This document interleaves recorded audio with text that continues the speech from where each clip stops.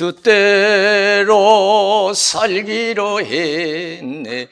주님 뜻대로 살기로 했네. 주님 뜻대로 살기로 했네. 뒤돌아서지 않겠네. 예수만 믿고 살기로 했네. 예수만 믿고 살기로 했네. 예수만 믿고 살기로 했네. 뒤돌아서지 않겠네. 죽기로 예수를 위해 죽기로 했네. 예수를 위해 죽기로 했네. 예수를 위해 죽기로 했네. 뒤돌아서지 않겠네. 먼저 하나님께 박수로 영광 드리겠습니다. 이 시간 저희 여러분들의 큰 은혜 주시기를 주님의 이름으로 축원을 드립니다. 신앙은 처음부터 잘하는 게 아니에요. 이것이 진짜 신앙이라고 생각하고 했지만은 열심히 하다 보면 나중에 그게 아니라는 걸 생각하고 또 다시 바꿔서 또 새로운 것을 찾아가는 것이 신앙의 과정인 줄로 믿습니다. 저도 저도 누누이 말씀드리지만 제가 이 목회 시작한 게 기쁘게 시작한 게 뭐냐? 다른 거 아니에요.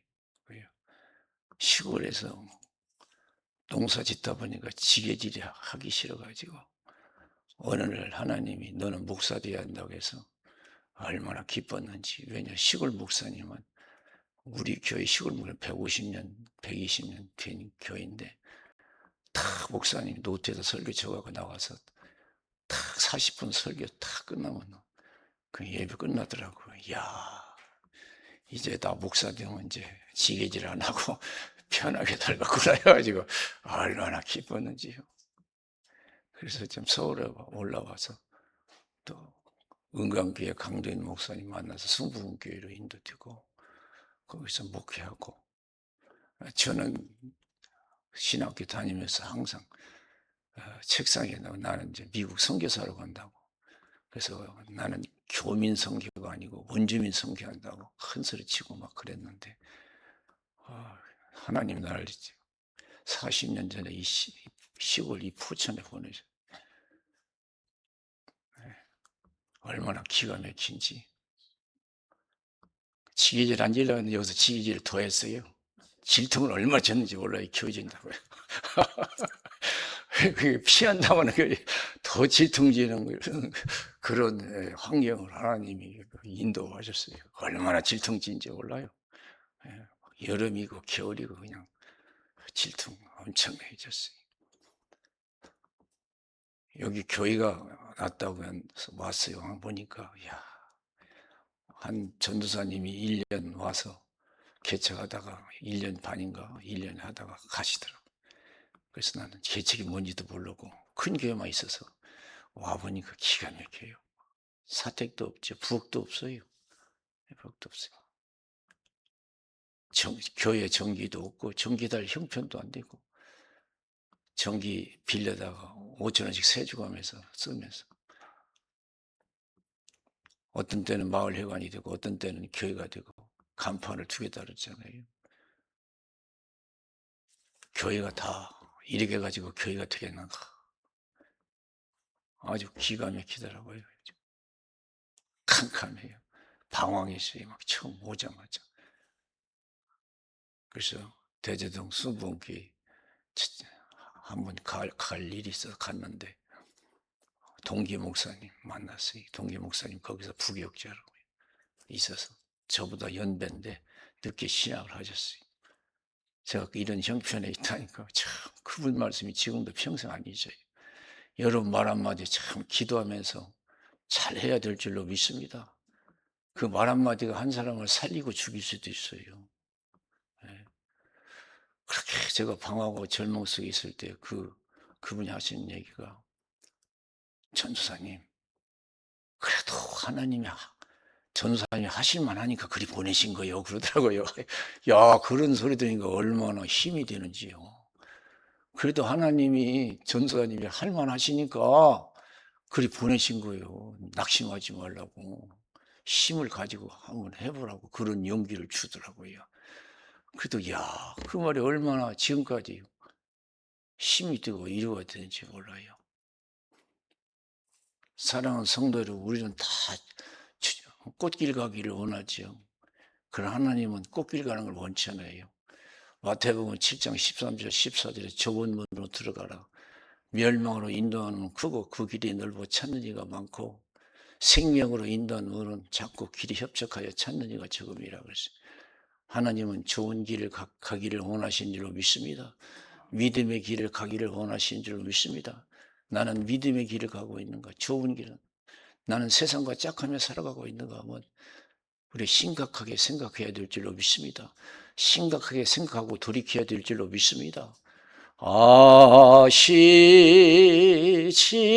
아시지요 아시지요 아시지요 아버지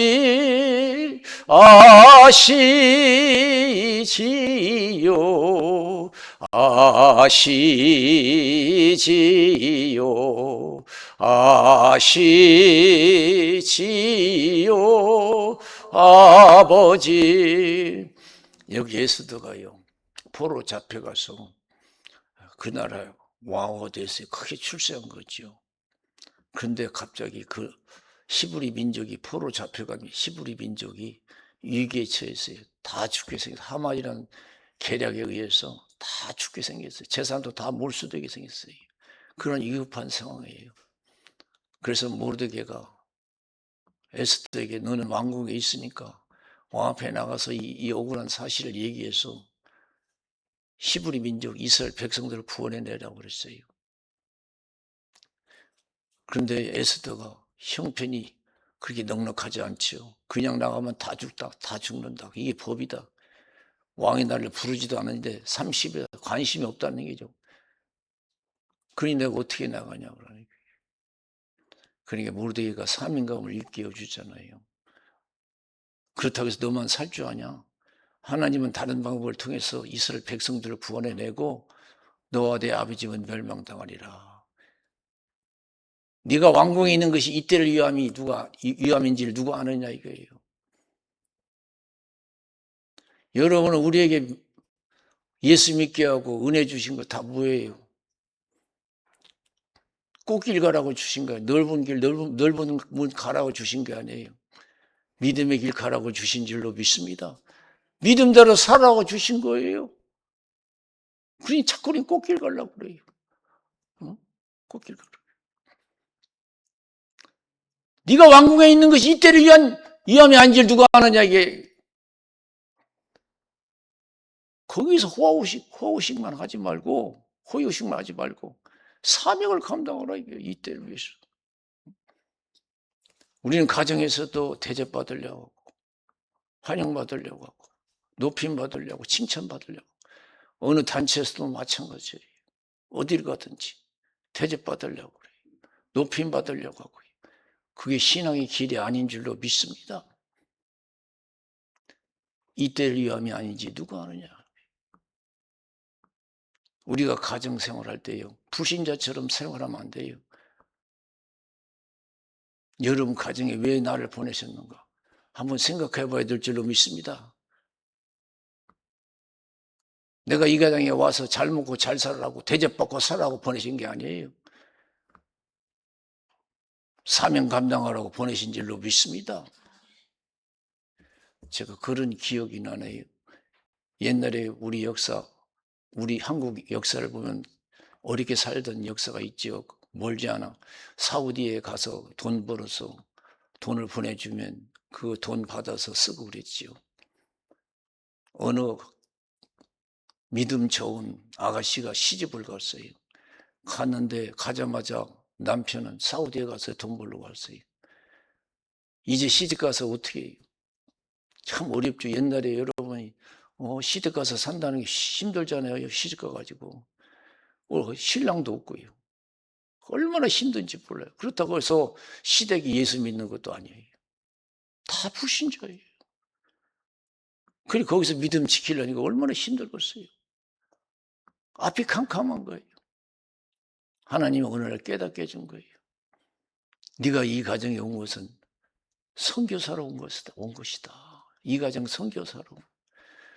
그러니까 어렵다 하지 말고 사명 감당하라는 뜻인 줄로 믿습니다. 그래서 긍정적으로 생각하고 열심히 기도해서 사명을 감당했어요. 그 가정에 복음화가 이루어진 줄로 믿습니다. 다 예수 믿는 역사가 일어났어요. 훌륭한 주의 일꾼들이 나타났어요. 이 시간 이후부터 우리 늦지 않았어요. 다시 기도하고 우리 갈 길을 찾아야 될 줄로 믿습니다. 모르드게가 자기 갈 길을 찾은 거예요.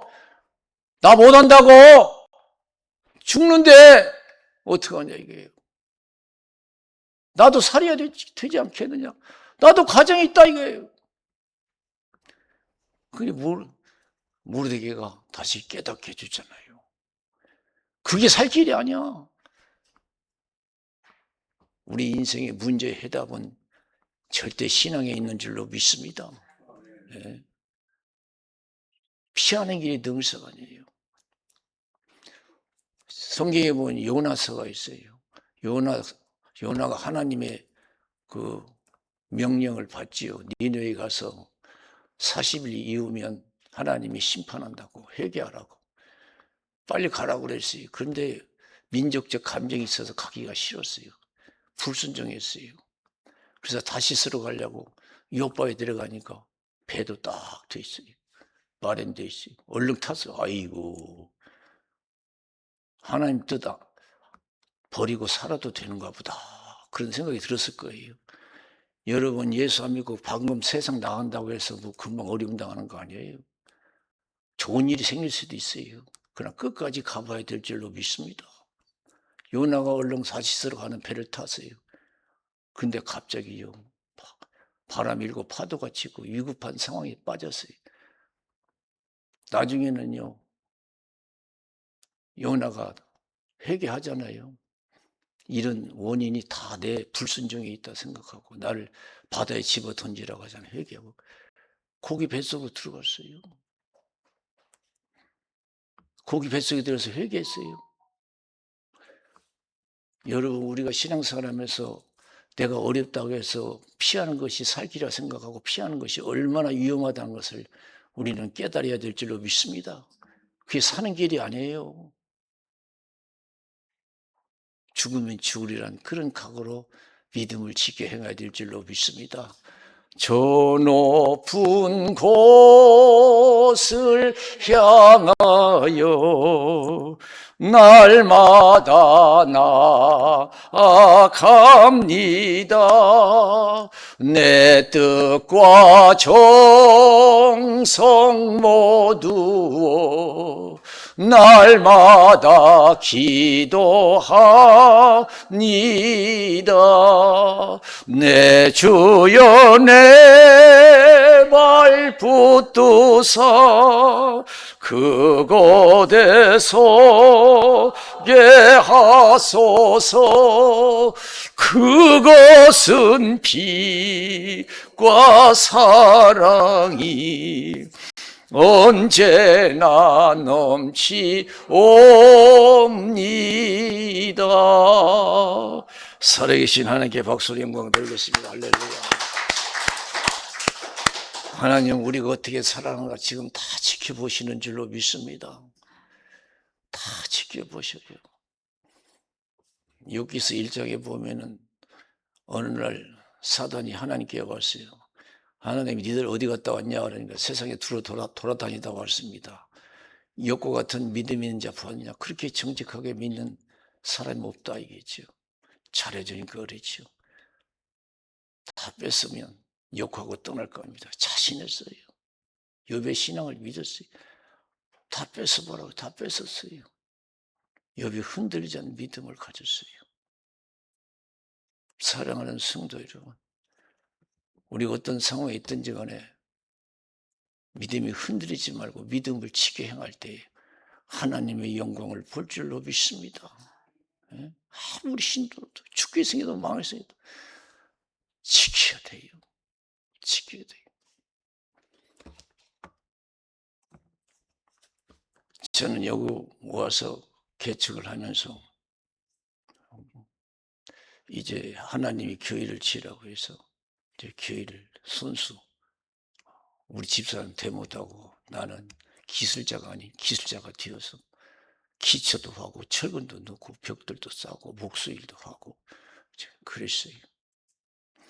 그런 과정에서 저기 서울의 광장교회라고 있어요. 그 양재철 목사님 사모님하고 또 여전도 회원들 같아요. 막 기초 하는데 여기 교회 지을 때 기초하고 골격 세우는데 오셨어요. 그걸 예배 드리고 이제 일해 주시고 가시고 그랬는데 한 번에 양재철 목사님하고 안수 집사인가 하는 분하고 오셨는데 이제 송거리에서 회를 저를 사주더라고요. 그런데 저는 그때 양 목사님도 그런 얘기 했어요. 저도 욕망이 커요. 세상 욕망이. 성공하고자 하는 욕망이. 출세하고 욕망. 공부는 제대로 못하면서도 욕망은 컸어요. 그래서 목회를 하면서도 목회 크게 가지고 좀 세상에 좀 성공했다는 소리를 듣고 싶었어요. 그런 욕망이 컸어요. 그래서 그래 양 목사님 그랬죠. 식사하면서 힘들어요.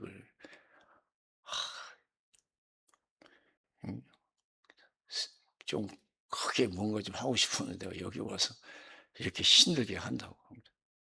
제가 무슨 말씀을 하시는지 제가 기억은 안 나는데 제가 그 욕망을 서신표도 양 목사님한테 얘기했어요. 그런 연단을 통해서 제가 깨달은 게 뭐냐면 또 하나님께 왜 내게 나를 이곳에 보내주셨는가. 저 큰 도시에 가서 크게 목회하게 하시지. 큰 교회에서 목회하시지. 지금에 와서 깨달았어요.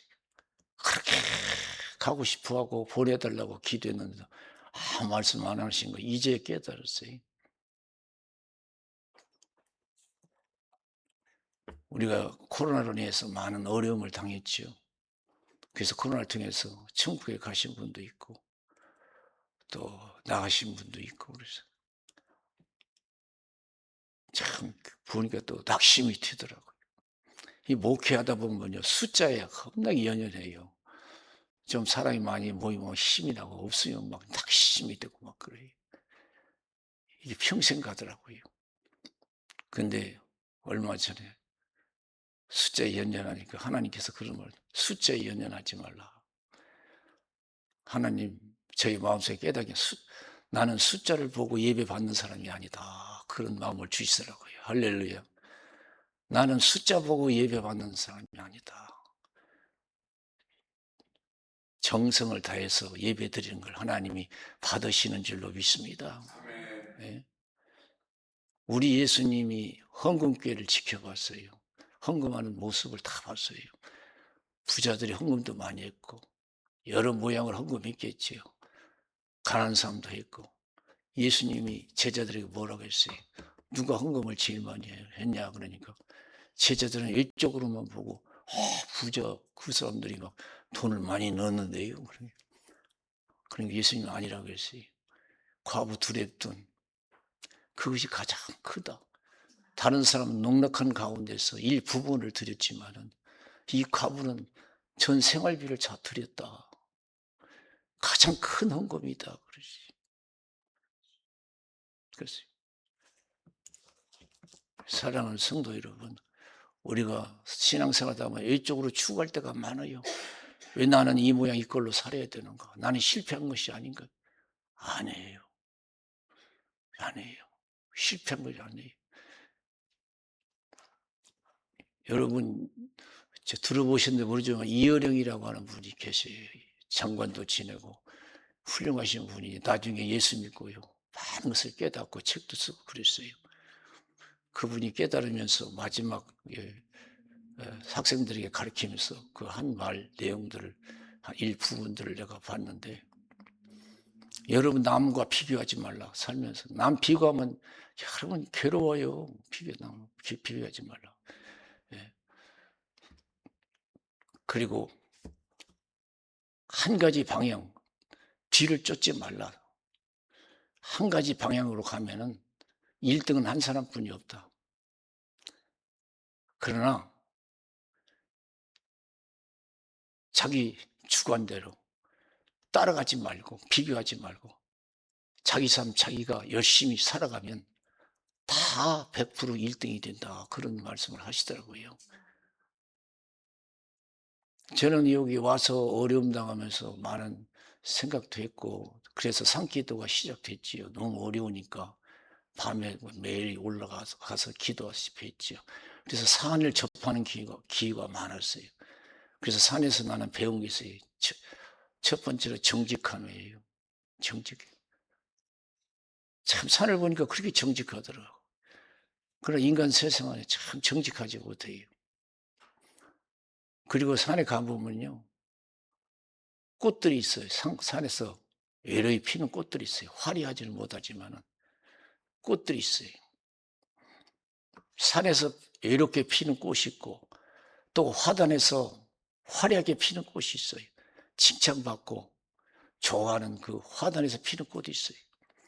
그러나 저는 산에서 피는, 외롭게 피는 그 꽃을 보고요, 대단하게 느꼈어요. 누가 알아주든 알아주지 않든 자기 할 일을 하더라고요. 꽃을 피더라고요. 하나님은 이런 삶을 살기를 원하시는 줄로 믿습니다. 따라가지 말고 비교하지 말고 내가 주어진 삶에서 충실해야 될 줄로 믿습니다. 욕심 부리지 말고, 화려하게 피는 화단의 꽃도 좋지만은 누가 알아주든 안 알아주든 그저 산속에서 이렇게 자기 할 일을 다 하는 그 꽃은 더 진하게 보이더라고요. 위대하게 보이더라고요. 주님 뜻대로 살기로 했네. 주님 뜻대로 살기로 했네. 주님 뜻대로 살기로 했네. 뒤돌아서지 않겠니. 예수만 믿고 살기로 했네. 예수만 믿고 살기로 했네. 예수만 믿고 살기로 했네. 뒤돌아서지 않겠네. 그래서 저는 40년 동안 목회하면서 이 포천에서 적은 것이 크게 보이는 것을 깨달았어요. 어느 날 이렇게 가다 보니까 길거리에서 청소하는 분들이 또 미화원들 봤어요. 옛날에는요, 제일 여러분 작게 보이는 사람들 있잖아요. 근데 오늘 그 사람들 그렇게 위대하게 보이더라고요. 그렇게 귀하게 보이고 위대하게 보여요.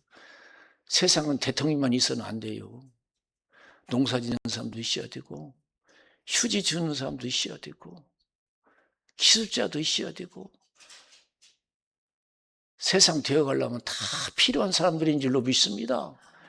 저와 여러분 교회에서 어디서 다 필요한 사람인 줄로 믿습니다. 비교하지 마세요. 비교하지 마세요. 다 필요한 사람이에요. 하나님이 이 땅에 모든 교회들, 수많은 교회들이 있어요. 우리 눈에는 큰 교회만 보이죠. 능력을 행하는 유명한 목사들만 보이고, 우리 눈에는 아직도 그것뿐이 안 보여요. 하나님은 안 그래. 하나님은 영안이 열리면 지극히 적은 교회지만은 자기 충성을 다하는 교회, 기뻐하실 줄로 믿습니다. 그래서 서문학교에 칭찬했어요. 우리가 어릴 때는 라오디아 교회를 좋아할 것 같으지만 라오디아 교회는 부족함이 없어요. 부족함이 없다고 자랑했어요. 그러나 서문학교는 어려운 교회예요. 그러나 자기 주어진 환경에서 주께 충성을 다한 줄로 믿습니다. 내 환난과 궁핍을 하는 실상은 네가 부유한 자다. 유대인의 해방도 한다. 사단의 해다. 10일 동안 환난이 있을 것이다. 죽도록 충성하라. 그러면 생명의 멸류관을 내게 주리라 그랬어요. 신앙생활하다 오래 살다 보니 외모를 자꾸 취하게 비교하게 되고, 우리 예수님이 이 땅에 처음 오셨을 때요, 대제사장들도 있고 성경을 가르치는 서기관들도 있었고 바리새인들, 최고로 잘 믿는 바리새인들, 예수님 거들떠 보지도 않았어요. 물리치셨어요. 해칠한 무덤이라고. 겉으로는 화려한데 깨끗한데 속은 성장 썩은 냄새가 나는 거예요. 성경성. 예수님이 그들 향해서 뭐라고 했어? 제자들에게 너희는 대제사장들 서기관들이 가르치는 것은 그대로 따르지만은 행동은 본받지 말라 그랬어요. 행동.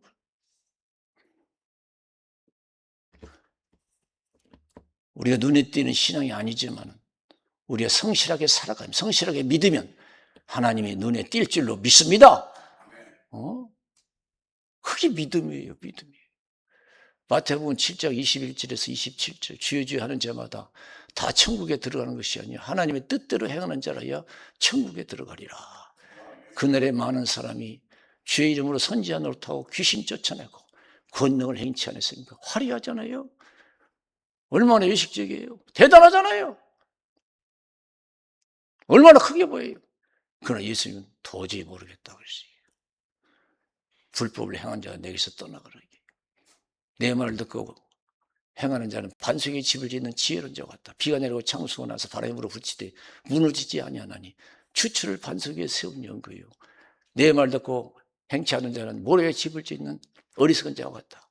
비가 내리고 창수가 나서 바람이 불어붙이매 그 무너짐이 심하다 그랬습니다. 하나님의 외모를 취하지 않는 것을 믿으시기 바랍니다. 절대로 하나님의 외모를 취하지 않아요.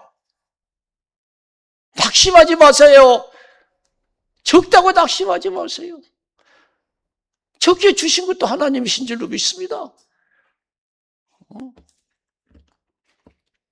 누가복음 13장 22절에서 30절 보세요. 제자들이 구원 얻는 자가 적습니까? 물으니까 좁은 문 들어가기를 힘쓰라 그래요. 그날에 많은 사람이 들어가기를 힘써도 들어가지 못하리라 그랬어요. 여러분 천국 간다고 했지만 못 가는 사람이 많다는 거예요. 그날 주인이 한번 문을 닫으면 열 자가 없다. 열어달라고 하면 너희들이 어디서 온지 모르겠다. 그럼 그들이 뭐라고 하냐? 주 앞에서 먹고 마시고 주님이 우리를 직접 가르쳐 주시지 않았습니까? 화려하잖아요. 도저히 모르는데 니들이 어디서 온지. 하나님은 외식하는 자를 기뻐하지 않는 줄로 믿습니다. 있는 주어지는 환경이 아무리 힘들어도 긍정적으로 생각하고 최선을 다하면 하나님이 때가 되면 역사해 주실 줄로 믿습니다. 할렐루야. 그러기 위해서 힘드십니까? 여러분 더 기도하시고, 에스더가 자기 힘으로 감당할 수 없으니까 더 간절히 기도해서 그 사명을 감당하는 줄로 믿습니다. 그래서 자기도 살고 가족도 살고 민족이 사는 역사가 일어났어요. 하나님 우리에게 믿음을 주신 것은 안 믿는 사람 복음 전해서 살리라고 주신 것이고, 불행한 여러분 가정입니까? 행복한 가정 만들라고 우리를 선교사로 보내주신 줄로 믿습니다. 이 지역이 어렵습니까? 하나님께서 이 지역에 축복을 주라고 우리에게 이 어려운 지역에 보내주신 줄로 믿습니다. 축복을 누리라고, 축복을 받아 우리를 보내주셨어요. 근데 우리는 자꾸만 우리가 꽃길 찾기를 원해요. 저는 이제 한동안 도의지로 나가서 목회하는 거, 그것이 얼마나 잘못된 걸 지금은 깊이 뉘치고 있어요. 내가 어디서 어떤 환경에 처했든지 간에 믿음을 지켜야 될 줄로 믿습니다. 하나님이 주신 사명이에요. 에스더는 그걸 깨달았어요. 이건 내가 왕궁에 있어서 호요심하라고 내가 왕후가 된 게 아니고, 이 어려울 때 나라를 살리라고 내게 주신 것이구나 생각했어요. 이 나라를 바라보세요. 한국 교회를 바라보세요. 내 가정들을 바라보세요. 하나님이 살리라고 우리를 선교사로 보내주신 줄로 믿습니다. 힘들 때 더 기도하시고 더 성령 충만해서 반드시 여러분 가정이 행복한 가정이 되고 천국 가정 되시고 여러분 소원이 갑절로 이루어지시기를 주님의 이름으로 축원을 드립니다. 우리 기도하겠습니다. 살아계신 하나님 아버지 감사합니다.